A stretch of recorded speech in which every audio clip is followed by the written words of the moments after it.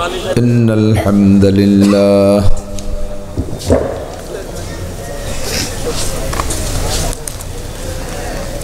والصلاة والسلام على من لا نبي بعده أما بعد فأعوذ بالله من الشيطان الرجيم بسم الله الرحمن الرحيم ألف لام ميم ذلك الكتاب لا ريب فيه هدى للمتقين الذين يؤمنون بالغيب ويقيمون الصلاة ومما رزقناهم ينفقون ثم قال الله تعالى وما خلقت الجن والإنس إلا ليعبدون ما أريد منهم من رزق وما أريد أن يطعمون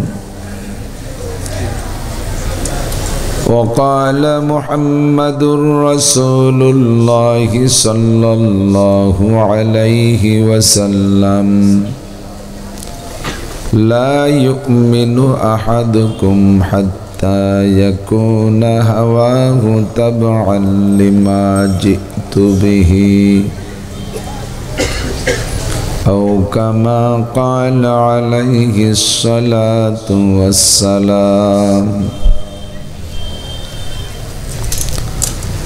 سبحانك لا علم لنا إلا ما علمتنا إنك أنت العليم الحكيم رب اشرح لي صدري ويسر لي أمري واحلل عقدة من لساني يفقه قولي رب زدني علما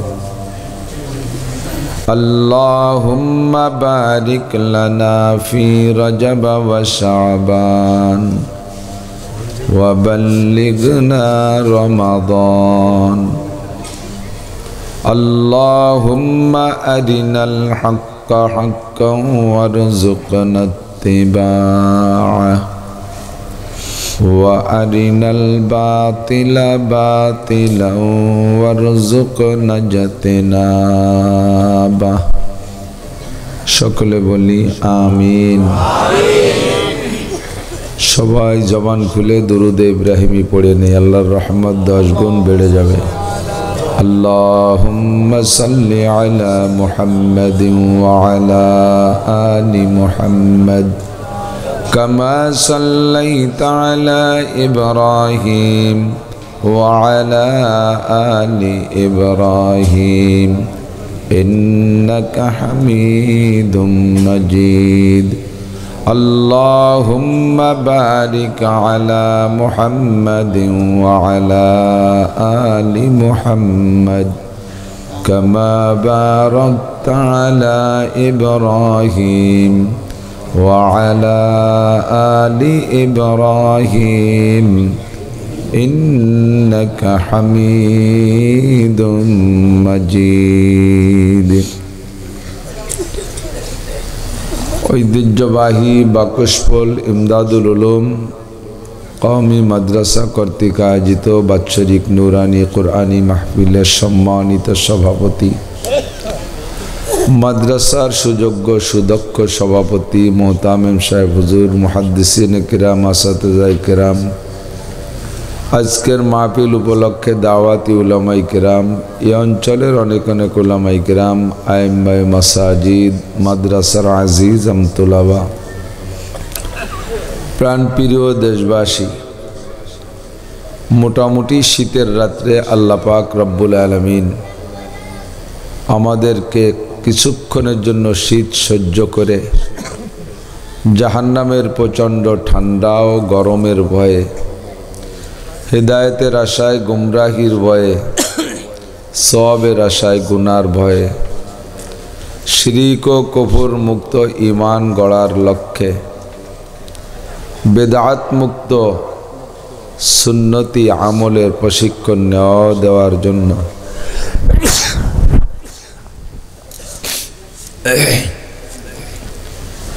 নবীওয়ালা আখলাক 24 ঘন্টা সময়কে ইবাদতে পরিণত করার সিস্টেম শিখার জন্য, শিখানোর জন্য আসার বসার তৌফিক এনায়াত করেছেন। এজন্য শুকর আদায় করি আলহামদুলিল্লাহ। এখন যথেষ্ট শীতের সময়, এবছর তো শীত কম পড়ছে, তন্মধ্যে 2-1 দিন একটু শীতের সময় প্যান্ডেলের পাশতে দরপর্দা দিয়ে ভালো করে ঘিরে দিতে হয়।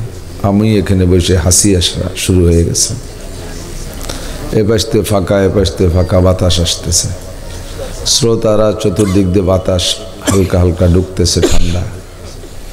এভাবে প্যান্ডেল করতে হয়। ইন্নাল্লাহ জামিল ইউহিব্বুল জামাল। আল্লাহ পাক সৌন্দর্যকে পছন্দ করেন।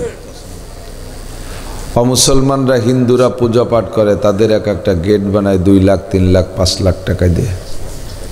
তাদের পূজা মণ্ডপ, তাদের প্যান্ডেল কত পয়সা খরচ করে। আর আমাদের মাহফিল আম গাছের সাথে 3 কোণায় 3-4 কোণায় 4 দড়ি দিয়ে বাঁধতে হবে, আর বাতাসে ধাক্কা মারবে, চান্দুয়ার বাড়িতে বক্তার টুপি পড়ে যাবে। ওরা দেখে হাসে, আপনারাও হাসেন, ওরাও হাসে। এইটা নিয়ম না। আল্লাহ পাক রব্বুল আলামিন 5টা জিনিস বানাইছেন নিজ হাত দিয়ে। এই 5টাই একের পর এক সুন্দর, সবই সুন্দর। তার সৃষ্টির ভিতরে কোথাও কোনো ফুতুর নাই। হাল তারা মিন ফুতুর সুম্মা রজিউল বাসার কাররাতাইন ইয়ানকালিব ইলাইকাল বাসারু খাসিআন ওয়া হুয়া হাসির। আগে বলেন ফারজিল বাসারা হাল তারা মিন ফুতুর। আমার গোটা সৃষ্টির ভিতরে দেখো, কোনো জায়গা সৌন্দর্যের অভাব নেই, কোথাও কোনো ত্রুটি খুঁজে পাবা না। একবার ঘুরে দেখে আসো, যদি খুঁজে না পাও তাহলে আরেকবার যাও।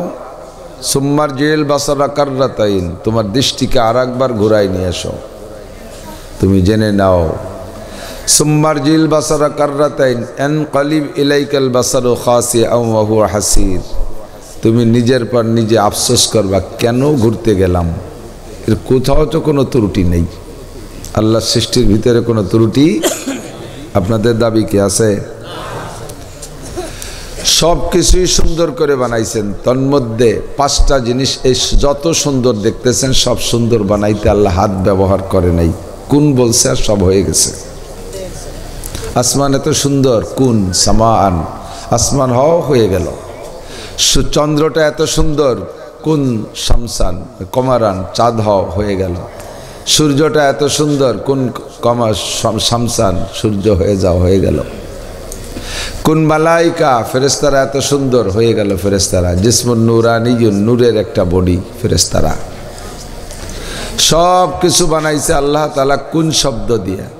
5টা জিনিস বানাইছে আল্লাহ তাআলা তার হাত দিয়ে। তন্মধ্যে 1 নম্বর আল্লাহর বসার জায়গাটা। আল্লাহ তো বসে, আল্লাহ বসে। সাহাবায়ে কেরাম বলেন, আয়াজলিসু রব্বুনা, আমাদের আল্লাহ কি বসে? হুজুর বললেন, অবশ্যই বসে। তো কিসে বসে? চেয়ারে বসে। আরবিতে চেয়ারের আরবি কি? কুরসি। চেয়ারের আরবি কুরসি। আল্লাহ চেয়ারে বসে। আল্লাহর চেয়ার কেমন, কত বড়? ওয়াসিয়া কুরসিয়ুহুস সামাওয়াতি ওয়াল আরদ। এই জন্য আয়াতটার নাম আয়াতুল কুরসি।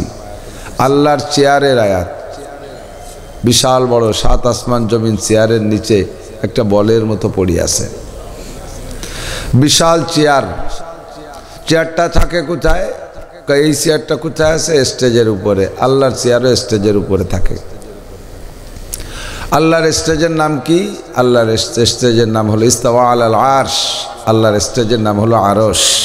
কি নাম?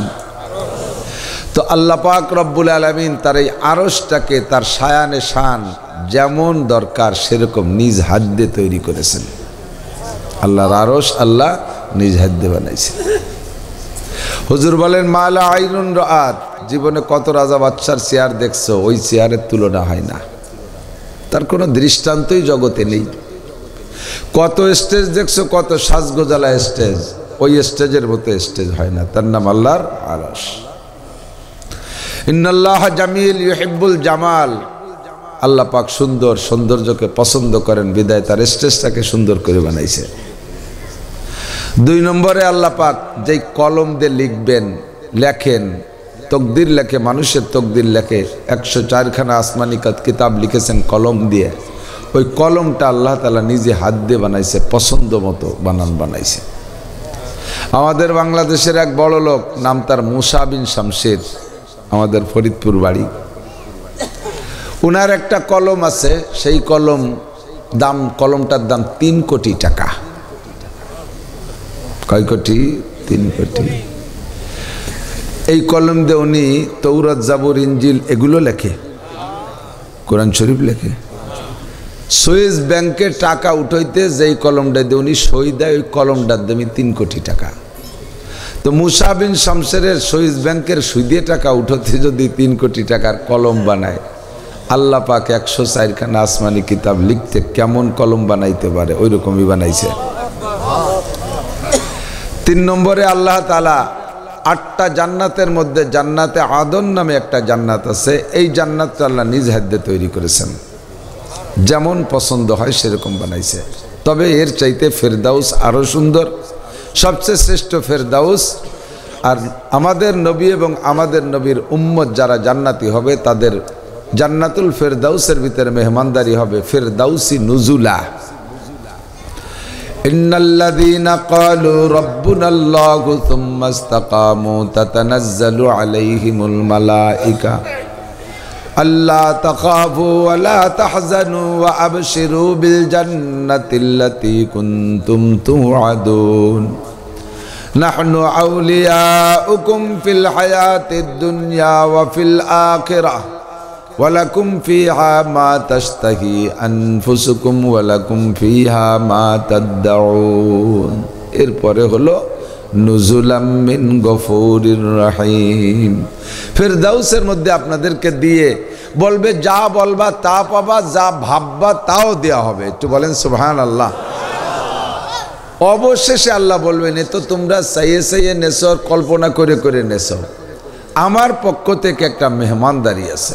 নুজুল মানে মেহমানদারি, নুজুল মানে মেহমানদারি। আল্লাহর পক্ষ থেকে একটা মেহমানদারি হবে জান্নাতুল ফেরদাউসে, আপনারাই পাবেন, অন্য নবীর উম্মতরা বসবে না। তো 8টা জান্নাতের ভিতরে আল্লাহ তাআলা নিজ হাত দিয়ে পছন্দ মতো বানাইছে জান্নাতুল কি বলা হয়, জান্নাতে আদন, এটা বানাইছেন আল্লাহ তাআলা। 4 নম্বর আল্লাহ তাআলা মুসা আলাইহিস সালাতু ওয়াস সালামের তৌরাত খান লিখেছেন ওই কলম দিয়ে নিজ হাত দিয়ে, এই 4টা। 5 নম্বর সমস্ত মানুষের মাথা বানায় আল্লাহ তাআলা। মাথা বানায় কে? আল্লাহ তাআলা। এবার এই 5টার কোনোটার চেয়ে কোনোটা সুন্দর কম না। কয় যে তাহলে তো আমাকে কোরআন শরীফ ফাঁসে পড়ে গেল মনে হয়। মুসা আলাইহিস সালামের তৌরাত লেখছে নিজে হাত দিয়ে, আমাকে খান তো আল্লাহ দিয়ে লেখে নাই। আমাকে কোরআন সম্পর্কে আল্লাহ পাকের বক্তব্য হলো, কোরআন এটা আমার কালাম। কোরআন সম্পর্কে বলি কিতাবুল্লাহ বলি না।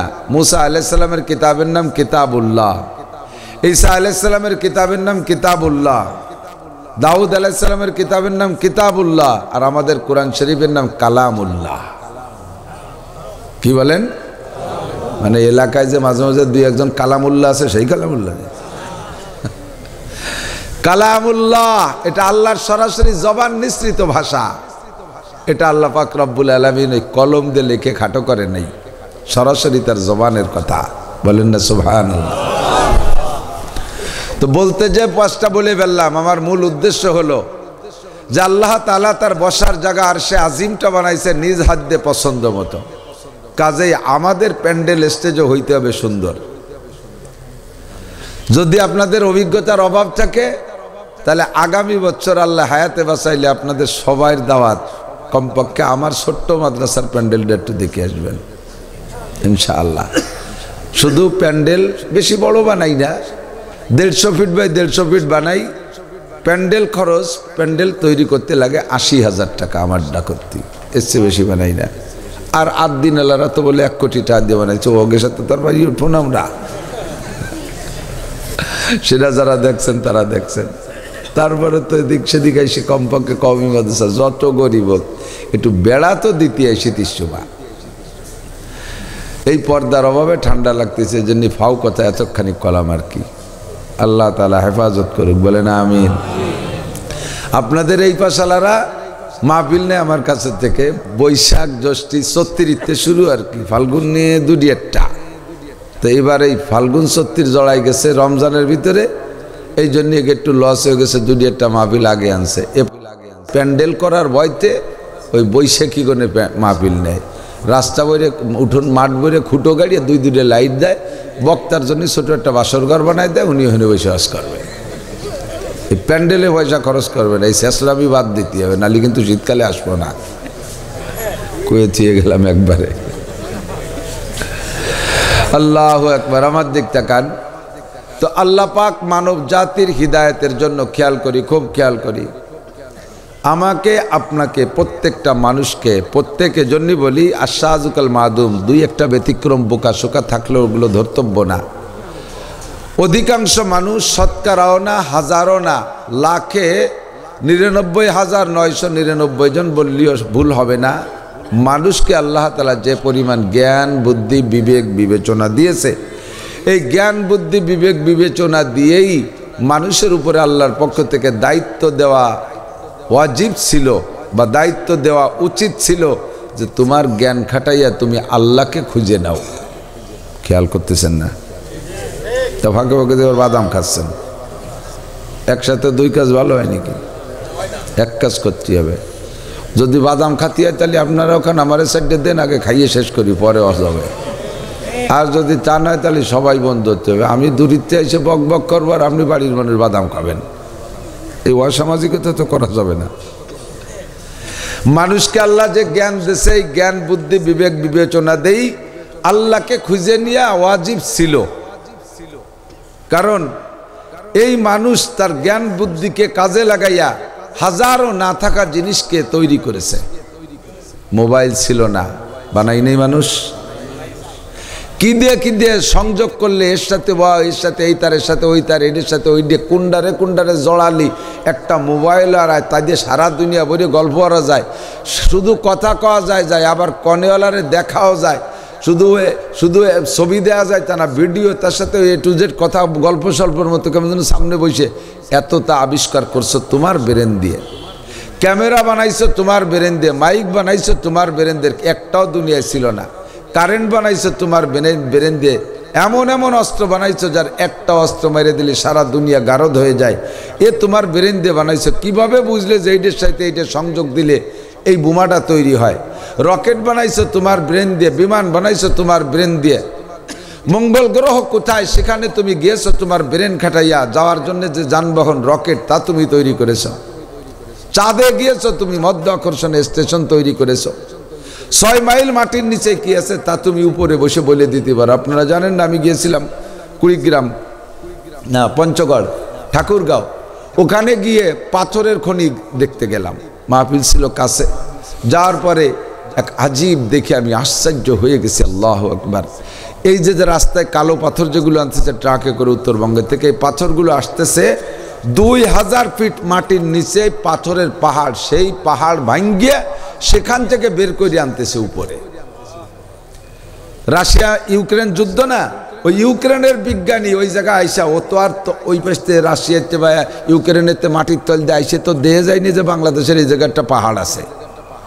ওই এই জায়গায় আইসা ওই জায়গা ছিদ্র করে ফুটো করে তলে যাইও দেখে নাই, মাটির উপরে বসে 1 মুঠ মাটি নিয়ে পরীক্ষা করে কয় যে এই জায়গা পাথরের পাহাড় আছে। এই পাহাড় বের করা যাবে কিভাবে? পাথর খুব মজবুত পাহাড়, পাথর খুব মজবুত পাথর। ওখান থেকে ডিপ করছে, খুঁজছে, আমি দেখে আসছি, সেই ডিপ দিয়ে 2000 ফিট নিচে যায় ইসে করে, লিফটে করে। আমার সামনে 10 জন গেল, আমাকেও ম্যানেজার সাহেব বলতেছে, ইন্ডাস্ট্রিজের ইনচার্জ যিনি আছে ওখানে, উনি বলতেছে হুজুর যাবেন নাকি নিচে? 2000 ফিট নিচে যাইতে মাত্র 2 মিনিট সময় লাগে, এত দ্রুত গতির এই লিফট বানাইছে। আমি কই না, আমি ও জায়গায় যাবো না, যারা যাচ্ছে ওকে যা দেখি আমার দম বন্ধ হয়ে আসতেছে, আর আমি ওই জায়গায় যাবো মূর্তি। আর অত নিচে গেলি যদি ফেরেশতারা আইসে কয় যে আইসো যখন মার রব্বুকা, পাইছি যখন হাতের মাথায় কম আর রব্বুকা, এমনও রেডি হইনি, ও কর কায়দা নেই, আমি যাবো না। আশা হাসিখানি করলো। এই পাথর উঠছে ওখান থেকে, সিস্টেম হলো যাইয়া এই 10 জন যাইয়া বোমা নিয়ে গেছে, মেটার বোমা নিয়ে বিভিন্ন পয়েন্টে সেট করে দিয়েছে। আগে পাথরের পাহাড়ের পাশে খুঁজছে জায়গা বানাইছে, বানাইয়া এরপরে যে ওখানে বোমাগুলো সেট করে দিয়ে আসে। ওরা চলে আসার পরে উপরের থেকে রিমোট চাপ দেয়, রিমোট কন্ট্রোল বোমা। এই বোমাগুলো ওখানে বাস্ট হয়, বিশাল বিশাল খান্ডা খান্ডা করে খান খান করে পাহাড় ফাটিয়ে ফেটে টুকরো হয়। এই পাথরকে সেখান থেকে উঠায়, আবার কি দিয়ে ওই মাটির নিচ থেকে উপর পর্যন্ত রেল লাইন করছে। রেলের বগি আছে, বড় বগিটা, এই ছোট ছোট, এই স্টেজের 4 ভাগের 1 ভাগ সাইজ ছোট ছোট বগি। এই বগির ভিতরে আবার ওই পাথর ধরে উঠবে কিনা ও জায়গা যাইয়া, পাথরের কাছে ওজন, ওই জায়গা আবার কিরান পাঠাইছে, সেই কিরানে পাথর উঠে দেয়। আর ওখান থেকে রেল বগিতে আসে, আইসা উপরে অনেক কারবার আছে, সেভাবে যায়, সেগুলো মেশিন দিয়ে ভেঙে ভেঙে ছোট বড় বিভিন্নভাবে বানাচ্ছে। হাজার হাজার লক্ষ লক্ষ টনকে টন। ওনারা বললেন আরো 100 বছর উঠাইলেও একটা পাহাড় শেষ করা যাবে না, এরকম পাহাড় মাটির তলতে বহুত আছে। আল্লাহু আকবার।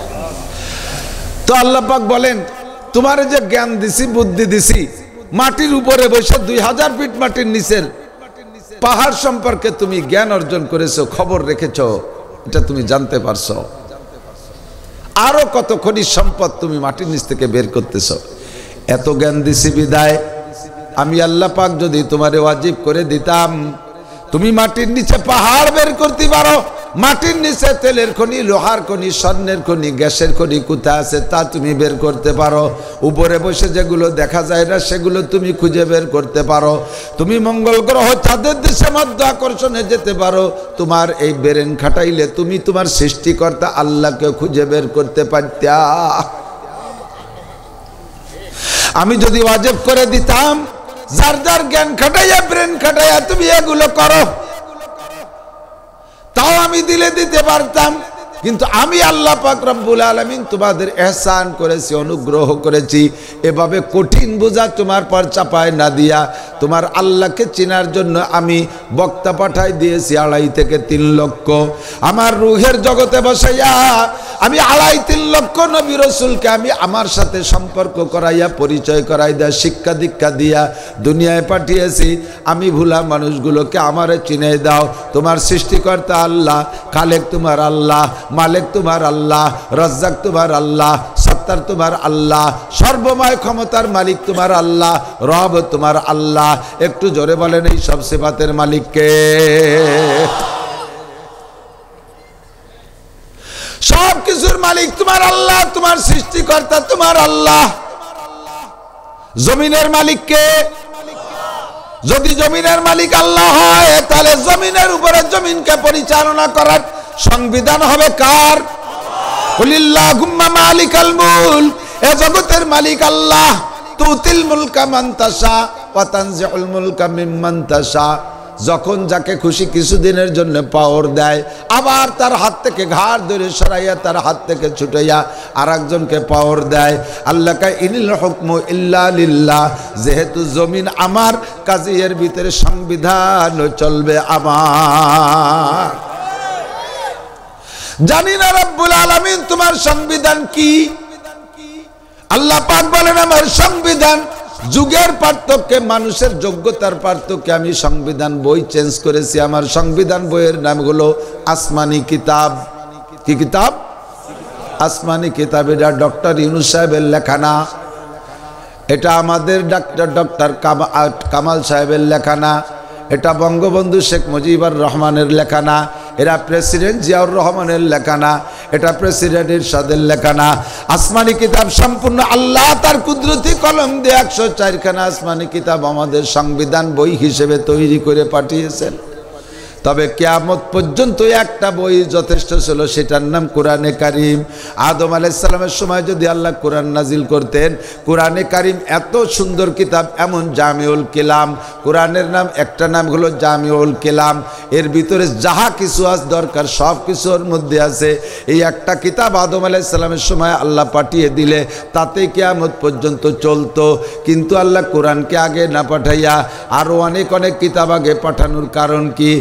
সব জামানার মানুষের যোগ্যতা একরকম না। যে জামানার মানুষের যোগ্যতা যেমন, ও জামানার জন্য কিতাব লাগবে তেমন। সব ক্লাসের ছাত্রদের যোগ্যতা একরকম না। যে ক্লাসের ছাত্র যেমন, সে ক্লাসের বই তেমন। যে ক্লাসের ছাত্র যেমন, ওই ক্লাসের শিক্ষক তেমন। কতক্ষণ?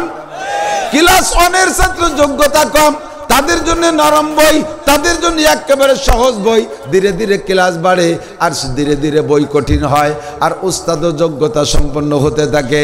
আল্লাহু আকবার। MA ক্লাসের বই পড়ার জন্য প্রাইমারির শিক্ষক দ্বারা সম্ভব না। আবার MA ক্লাসওয়ালাদেরকে প্রাইমারির বই দিলে তৃপ্তি পাবে না।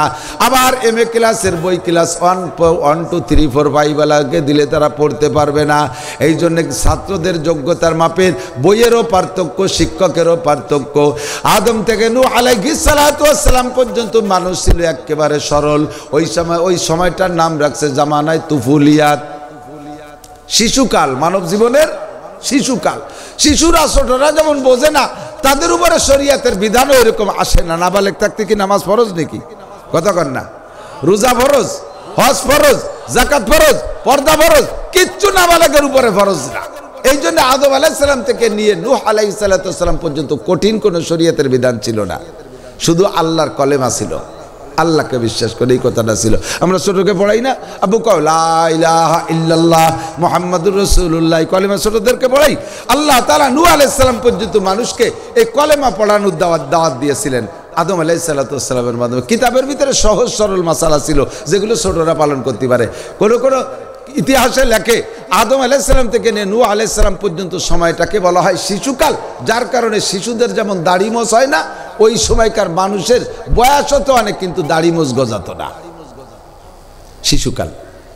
সর্বপ্রথম নূহ আলাইহিস সালাম থেকে দাড়ি মোছ গজানো শুরু হয়েছে। নূহ থেকে নিয়ে ইব্রাহিম আলাইহিস সালাম পর্যন্ত সময়ের নামগুলো শাবাবাদ, যৌবনকাল। এই সময় আউয়ালুর রসুল নূহ আলাইহিস সালাম, রসুলের মাধ্যমে শরীয়ত প্রেরণ করা হয়েছে। প্রথম রসুল নূহ আলাইহিস সালাম, এনার মাধ্যমে আসমানি কিতাব দিয়ে আল্লাহ তাআলা সাবালেগ মানুষের উপরে শরীয়তের বিধান চাপানো শুরু করছেন। আর এই সময় মানুষের দাড়ি মোছ গজানো শুরু হয়েছে। এর আগে দাড়ি মোছ গজাতো না। যৌবনকালে দাড়ি মোছ গজায়, কিন্তু পাকতো না। নূহ আলাইহিস সালাম থেকে ইব্রাহিম আলাইহিস সালাম পর্যন্ত দাড়ি মোছ হইতো, কিন্তু পাকতো না, কালা কালা থাকতে মরি যেত। আর সর্বপ্রথম ইব্রাহিম আলাইহিস সালামের চুল দাড়ি পাকছে, বুড়ো হয়ে গেছে, 90 বছর, 98 বছর বয়স। এই সময় আল্লাহ তাআলা ওনাকে একটা সুসংবাদ দিলেন, ফাবাশশারনাহু বিগুলামিন হালিম। এর আগে কোনো ছেলে মেয়ে হয় নাই, জানেন তো কিসসা? এর আগে কোনো ছেলে মেয়ে হয় নাই। আল্লাহ পাকে বুড়োকালে ওনারে সুসংবাদ দিয়েছে, তোমার একটা ছেলে হবে। উনি বলতেছে, আল্লাহ আমার ছেলে হবে, ওয়াস্তা আল্লাহর রস সাইবা, আমার চুল দাড়ি পাইয়ে ফকা ফক সাদা হয়ে গেছে, বুড়োকালে সব পার্সপাতি ঢিলে হয়ে গেছে, এ ওয়াসুবান কীভাবে ছেলে হবে? আল্লাহকে যেভাবে হওয়ার সেভাবেই হবে। তা হয়েই গেল। ছেলেটার নাম ইসমাইল আলাইহিস সালাতু ওয়াস সালাম, ঠিক না? তো এই সময় থেকে শরীয়তের বিধান কড়া শুরু হয়ে গেছে, কারণ ছাত্রর যোগ্যতা খুব হাই কোয়ালিটিতে আসা শুরু হয়ে গেছে। ছাত্রর নাম মিস্টার নমরুদ। ছাত্রর নাম কি? মিস্টার নমরুদ। আন্তর্জাতিক খ্যাতিসম্পন্ন দামড়া, বিশ্ববিখ্যাত আবাল। এই আবাল রে আগের বই দিয়ে আগের উস্তাদ দিয়ে সাইজ করা যাবে না বিদায় আল্লাহ তাআলা বিখ্যাত রসুল পাঠাইছেন, মুসলিম জাতির পিতা ইব্রাহিম আলাইহিস সালামকে উস্তাদ হিসেবে পাঠিয়েছেন। আর ওনার কাছে 10 খান কিতাবও দিয়েছে, সহিফা ইব্রাহিম আলাইহিস সালামের কিতাব 10 খান। এই 10 কিতাব দিয়ে তাদেরকে সাইজ করতে করতে করতে করতে ছাত্রর যোগ্যতা আরো বাড়িয়ে গেল। ছাত্রর নাম মিস্টার ফেরাউন, কারুন, হামান। এই বড় বড় বিশ্ববিখ্যাত লিডার যখন ছাত্র হয়ে গেছে, এখন আগের কিতাবে তৃপ্তি পায় না, নবীও লাগবে সামনের পর সেই রকম উস্তাদ। আল্লাহ তাআলা পাঠায় দিয়েছে জালালি মিজাজের মুসা আলাইহিস সালামকে উস্তাদ, আর কিতাবও দিয়েছে কায়দা মতো কিতাব। এখানে 1000 পারা 10 লক্ষ আয়াত মুসা আলাইহিস সালামের কাছে তৌরাত কিতাব পাঠিয়ে পড়িয়ে খায়। এবার আগের কিতাবে ফুসায় না, পড়িয়ে খা। মশলাও সেরকম কঠিন কঠিন, শুনলে আজীব হবেন। মশলা কি? আমাদের এই কাপড়ে যদি ময়লা লাগে, কাপড়ে পানি দিয়ে ধুয়ে ফেললে সাফ হয়ে যায় না? বনি ইসরাইলের মশলা ছিল, তোমাদের কাপড়ে ময়লা লাগলে ওটুক ধুলি সাফ হবে, ওটুক বেকাটি ফেলাই দিতে হবে। তোমরা যেমন গাইডিও, মশলা এরকম কড়া। আমাদের গায়ে ময়লা লাগলে একটু পানি দিয়ে ধুয়ে ফেললে সাফ হয়ে যায় না? আর তাদের গায়ে যদি বড় মানে নাজাসাতে গলিজা নাপাক, বড় নাপাক লাগে, ওইটুক কাটি ফেলাই দিতে হবে, নাহলে সাফ হবে না। আমরা যত বড় গুনাহ করি, যতক্ষণ পর্যন্ত বড় ধরনের হত্যাযোগ্য যে গুনাহ, এই হত্যার যোগ্য যে গুনাহ, এই গুনাহ করার আগ পর্যন্ত বা ওই গুনাহ করলেও যদি ধরা না পড়ি, অতক্ষণ পর্যন্ত আমাদের সমস্ত গুনাহ ক্ষমার পাওয়ার জন্য একটা মাত্র তাবিজ, সেটা হলো অন্তর থেকে তওবা করা। আস্তাগফিরুল্লাহ রাব্বি মিন কুল্লি যামবি ওয়া আতুবু ইলাইহি। সারা জীবন ভরে যদি 1000 বছর হায়াত পান, 1000 বছর কবিরা সগীরা সব গুনাহ করেছেন, আল্লাহ পাক বলেন, আল্লাহ পাক রব্বুল আলামিন বলেন, ও বান্দা তোমার সারা জীবনের সমস্ত গুনাহ মাফ করে দেব। ইন্নাল্লাহা লা ইয়াগফিরু আন ইউশরাকা বিহি ওয়া ইয়াগফিরু মা দুনা যালিকা লিমান ইয়াশা। একমাত্র শিরকি গুনাহ ছাড়া আর যত গুনাহ করবা, তোমার যে কোনো একটা ভালো কাজ দেখে আমি বিনা তওবায়ও ক্ষমা করে দিতে পারি। হাজার হাজার লক্ষ লক্ষ কবিরা গুনাহ থেকে ক্ষমা পাইতে তওবা করা লাগবে না, আমি বিনা তওবায় ক্ষমা করে দিতে পারি। তুমি একটা ভালো কাজ দেখে যদি আমার পছন্দ হইয়া যায়, আর যদি তুমি শিরকি গুনাহ করো, শিরক থেকে বাঁচার জন্য আমার ব্যবস্থা আছে। অন্তর থেকে তওবা করে বলো, আর কোনোদিন শিরক করব না। আল্লাহ জীবন ভরে 33 কোটি দেবদেবীর পূজা পাঠ করেছি, মূর্তি পূজা করেছি, মন্দির পূজা করেছি, আর কোনোদিন করব না। আস্তাগফিরুল্লাহ পড়ো। সারা জীবন ভরে গুনাহ করে যদি অন্তর থেকে একবারও আস্তাগফিরুল্লাহ পড়ো, ফাউলাইকা ইউবাদদিলুল্লাহু সাইয়্যাতিহিম হাসানাত।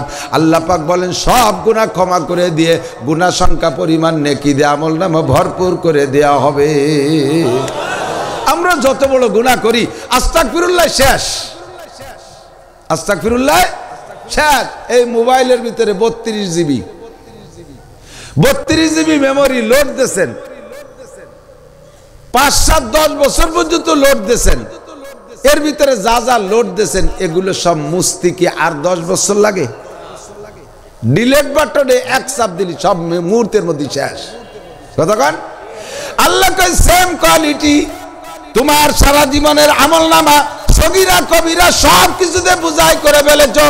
তুমি যদি আজকে রাত্রে বিছানায় যায় ডান কাত হয়ে শুয়া অন্তর থেকে 3 বার পড়ো, আস্তাগফিরুল্লাহাল্লাযী লা ইলাহা ইল্লা হুয়াল হাইয়ুল কাইয়্যুম ওয়া আতুবু ইলাইহি।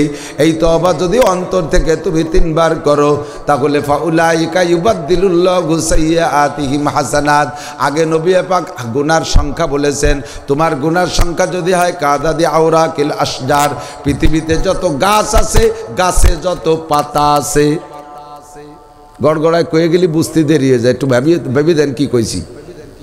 পৃথিবীতে যত গাছ আছে আর গাছে যত পাতা আছে, এত সংখ্যা যদি তোমার গুনাহ হয়, কাদাদি রমালিল আরদ, সারা দুনিয়ায় যত বালু কণা আছে, এত যদি তোমার গুনাহ হয়। 3 নম্বরে কাদাদি জাবাদিল বাহার। এ যুবক, পাগলামি করিস না, কান খাড়া করে শোন। আগামীকাল সকাল পর্যন্ত আয়াত পাবি না, রাতারাত মরিয়ে যাবি, রাতারাত মারা যাবি, এমনও হতে পারে কি পারে না?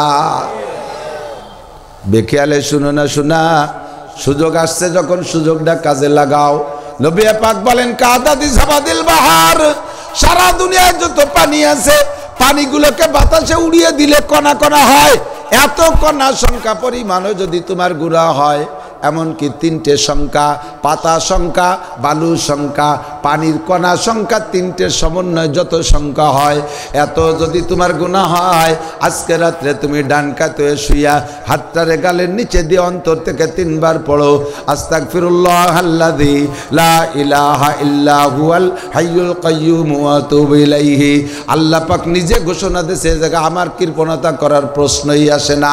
আমি রাগ করে যে বলবো না আল্লাহ মাফ করলে আমি করব না, আল্লাহরে মাফ করতে দেব না, এ বলার কায়দা নাই। আল্লাহ পাক বলেন ইউদাফ লাহুল আযাবু ইয়াউমাল কিয়ামাতি ওয়া ইয়াখলুদ ফীহি মুহানা ইল্লা মান তাবা ওয়া আমানা ওয়া আমিলা আমালান সালিহা ওয়া উলাইকা ইউবাদদিলুল্লাহু সাইয়্যাতিহিম হাসানাত। তোমার জীবনের সমস্ত গুনাহ ক্ষমা করে দিয়ে গুনাহ সংখ্যা পরিমাণ নেকি বানাই দেয়া হবে। বনি ইসরায়েলের তওবা ছিল এরকম না, আস্তাগফিরুল্লাহ ডিলেট বাটনে চাপ দিলে কাম হবে না। তাদের তওবা হলো কবিরা গুনাহ করলে আত্মহত্যা করতে হবে, গলা কেটে ফেলতে হবে। উম্মত যেমন গাড়িও মশলা এরকম কড়া, আপনিও বাড়াবাড়ি করবেন, খালি জড়াতি থাকবেন, সরলে আমল করবেন। ইমানের ব্যাপারে আল্লাহ স্বাধীনতা দিয়েছে, আমলের ব্যাপারে সরলতা অবলম্বন করছে। খেয়াল করেন, ইমানের ব্যাপারে স্বাধীনতা, একটু বোঝেন, ইমানের ব্যাপারে স্বাধীনতা আর আমলের ব্যাপারে সহজতা। বুঝেন নাই? ইমানের ব্যাপারে ভুলে গেছে স্বাধীনতা, ইমানের ব্যাপারে, আমলের ব্যাপারে সহজতা। ইমানের ব্যাপারে স্বাধীনতা, আল্লাহ কয় ফামান শাআ ফালইউমিন ওয়া মান শাআ ফালইয়াকফুর। যার মনে চাই ইমান আনো, যার মনে চাই নাই নিও না। ফ্রি। ইমান আনলে তোমারে আমি আকাশে উঠাই দেব, আর ইমান না আনলে তোমারে আমি দুনিয়া থেকে পিটান দেব, এমন না। ইমানদার হলে তোমার খেতে ফসল দেব, আর হিন্দু বৌদ্ধ খ্রিস্টানের খেতে ফসল দেব না, এরকম না। ইমানদারদের ঘরে সন্তান দেব, বেঈমান কাফেরদের ঘরে সন্তান দেব না, তা না। আমি দুনিয়ায় সকলকে উন্মুক্ত করে দিছি। ইমান আনলেও যে হবে যা পাবা, ইমান না আনলেও তাই পাবা।